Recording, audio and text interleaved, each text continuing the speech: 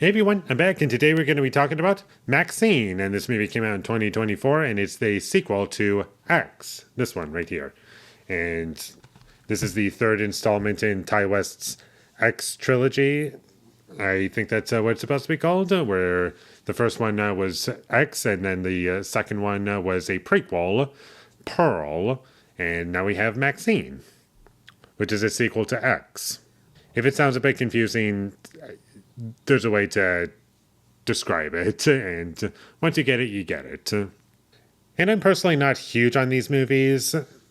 X and Pearl, I think they're both fine. I don't really take away much from them, but I'm not offended that they exist. I'm happy that people enjoy them.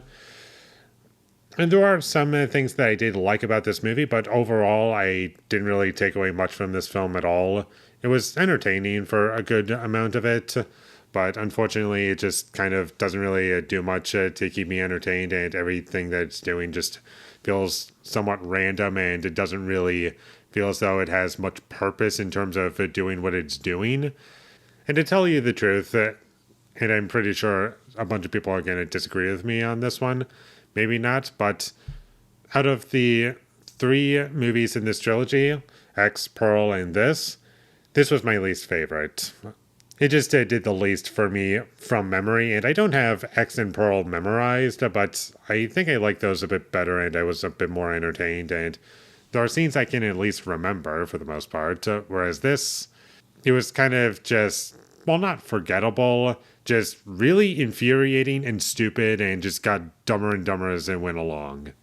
But what I liked about this movie was Mia Goth in this movie. I thought she did a really good job in this movie, as she did in the previous two movies.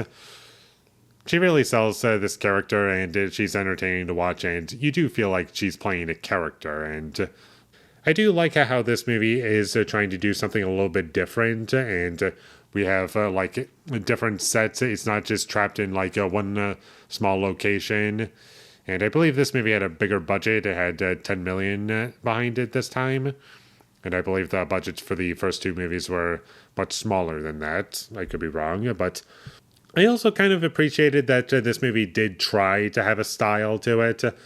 And it definitely had effort put into it. But unfortunately, I was just ahead of it the entire time. And without spoiling anything, they do try to keep the villain of this movie a mystery, but unfortunately, I personally didn't think that they did a very good job at doing so.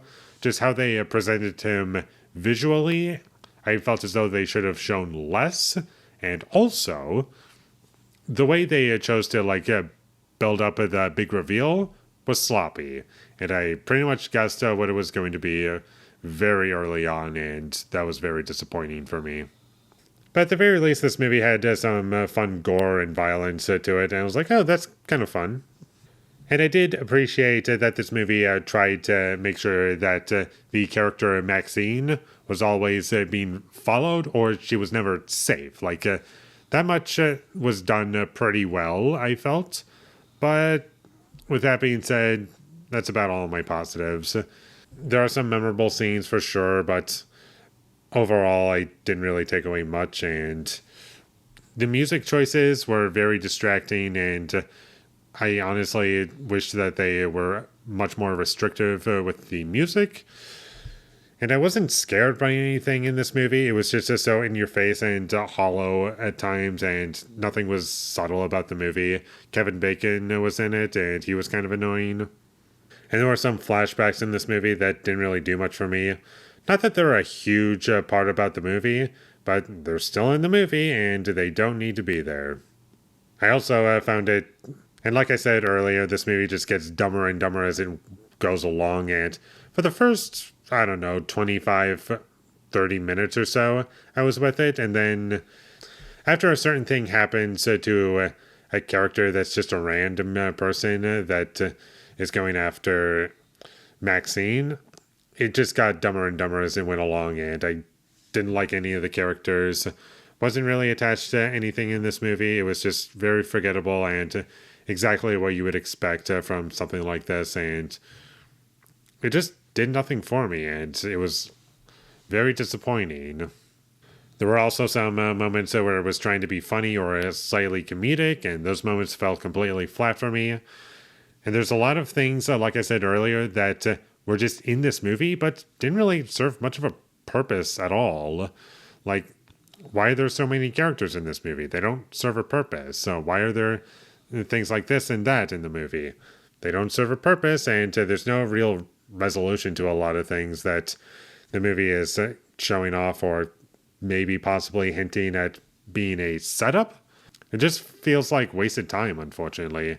And this movie is under 2 hours, but unfortunately, there are still points where it's dragging for me. And honestly, there are parts that I can just do without. And I should also mention this was an A24 film.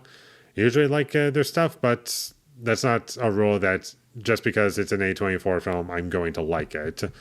It's usually just, oh, I'm going to be watching something unique and different, probably, maybe. And in a way, that's what I got. But there wasn't really much else to it. And that's about all I have to say about MaXXXine. Really stupid movie, very dumb, sometimes frustrating at times, and just wasted my time, unfortunately.